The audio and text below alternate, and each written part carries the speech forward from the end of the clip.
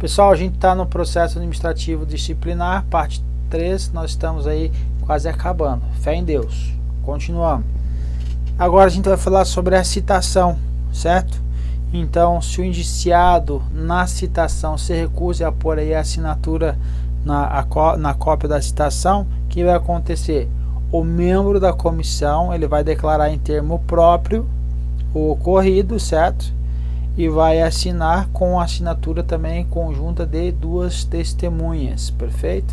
Quando o servidor estiver em lugar incerto ou desconhecido, exemplo, o servidor foi exonerado, o servidor está aposentado, não sei mais onde que esse cara está.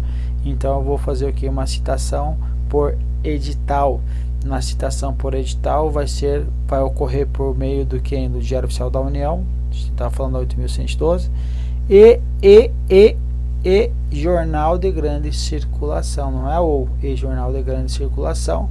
Qual a localidade? Do último domicílio do conhecido do servidor, ok?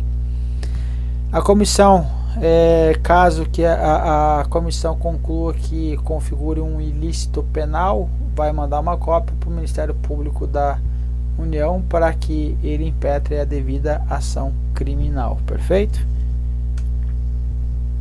Prova emprestada.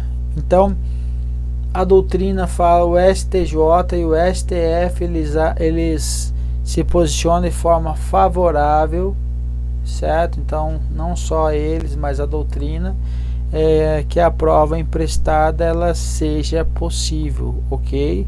Só que ele fala aqui, ó, não havendo suscitar qualquer nulidade, ou seja, é possível, tendo em conta a utilização de cópias de inquérito policial.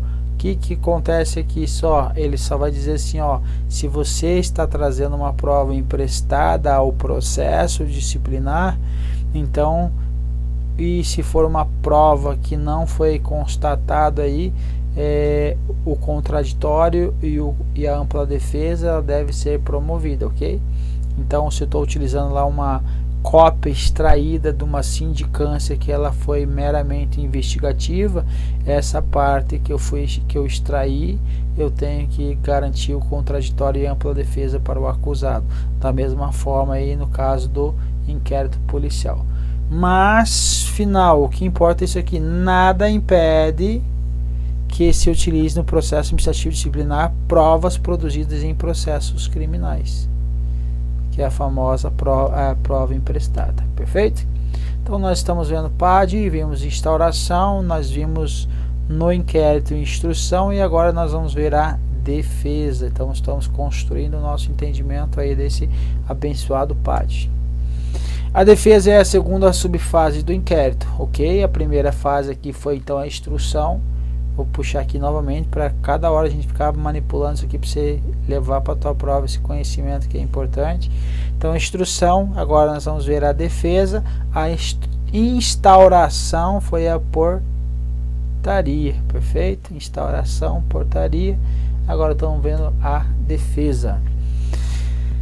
Artigo 161, ele vai dizer que tipificada a infração disciplinar, será formulada a indiciação do servidor para que ele apresente o quê? Para que ele apresente a defesa, perfeito?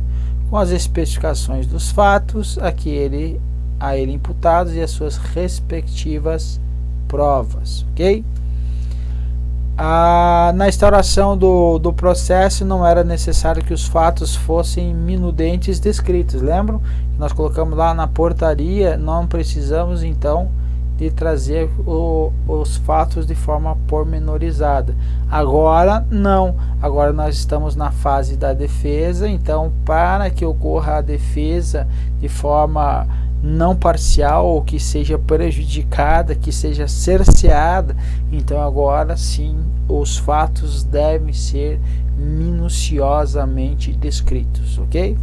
Então o STJ traz aí um julgado que vai falar sobre isso. Olha só, o delineamento fático das irregularidades na indiciação em processo administrativo disciplinar fazem que a especificação das provas, olha aqui, deve ser pormenorizado e o que mais? E extremamente claro, certo? de modo a permitir que o servidor acusado se defenda adequadamente, ou seja, não ocorra o cerceamento da defesa. Apresenta-se inaceitável a defesa a partir de uma conjunção de fatos extraídos dos autos, ok? Então, eu preciso, de forma pormenorizada, de forma clara, para entregar a ele um documento dizendo que o que ele tem que se apresentar, ou no que ele tem que se defender, ok?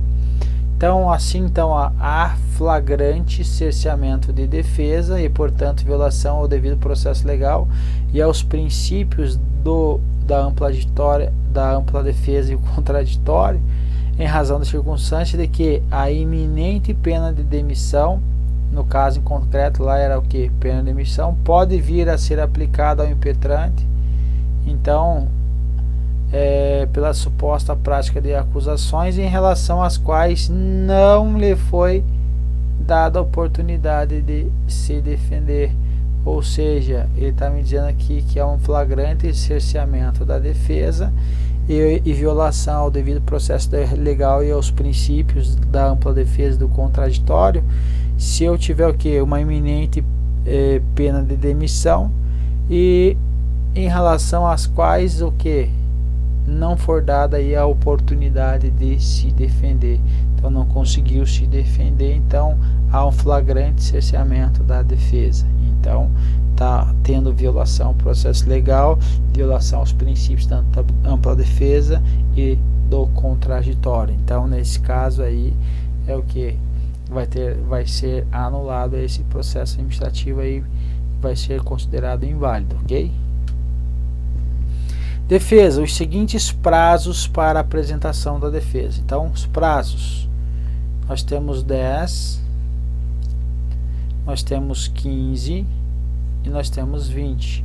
O 10 quando eu tenho o que? Um indiciado. Quando eu tenho mais de um indiciado, vai ser prazo comum a todos, 20 dias contados da data da ciência do último acusado.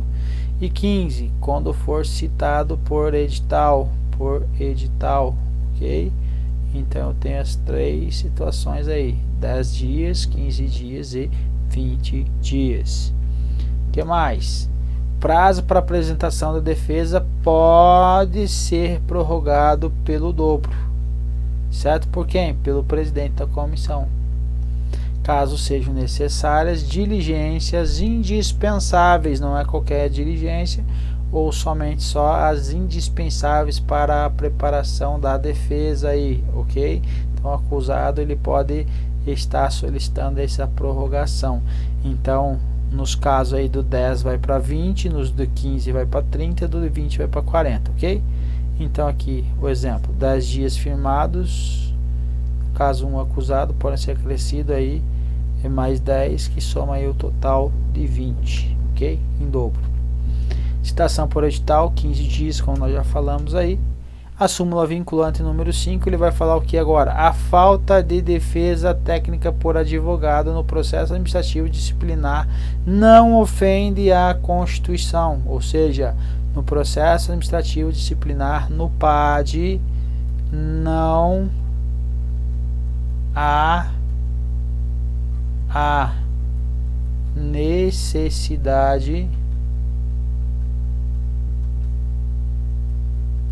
de advogado, ok? Defesa, então o acusado pode optar por não apresentar defesa, ok? A esse fato de não apresentação de defesa dá-se o nome de revelia, certo? Então o nosso acusado rebelde aí não quer apresentar defesa. Então em face do princípio da verdade, você vê que os direitos existem uma infinidade de princípios, né? Tudo é princípio. Infinidade da verdade material, a revelia produz efeitos diversos daqueles verificados na órbita aí do processo civil, no qual são tidos como verdadeiro os fatos invocados contra o acusado revel. Ou seja, lá no direito civil, se o cara não se defende, ele é revel, então os fatos são tidos como verdadeiros, perfeito? No direito do trabalho, mesma forma. Então, se a empresa não comparece no dia do julgamento, da reclamação trabalhista, o que vai acontecer? Tudo que estiver escrito lá pelo empregado vai estar como se tudo fosse verdadeiro, são todos tidos também aí como verdadeiros. No direito penal acontece isso? Não acontece isso. No processo administrativo disciplinar também não se considera isso, ok? Então o que acontece? Aí vou ter que ter o que? Um defensor dativo, que é o que? Alguém que vai responder pelo acusado. Então, defensor dativo é o necessário e obrigatório para o servidor. Tal defensor deve ser ocupante em cargo efetivo de superior ou de mesmo nível, ou ainda ter um nível de escolaridade igual ao superior do indiciado. Então, para ele ser um defensor dativo, ele vai ter aí as situações aqui semelhante a quem? Ao presidente da República? Não. Presidente da comissão. Lembram? Então, exatamente é isso. Deve ter aqui ocupante em cargo efetivo de igual ao superior ou de mesmo nível, ou ainda ter escolaridade igual ou superior ao indiciado. Perfeito? Povo, seria isso. Até a próxima aula. Um abraço e fiquem com Deus.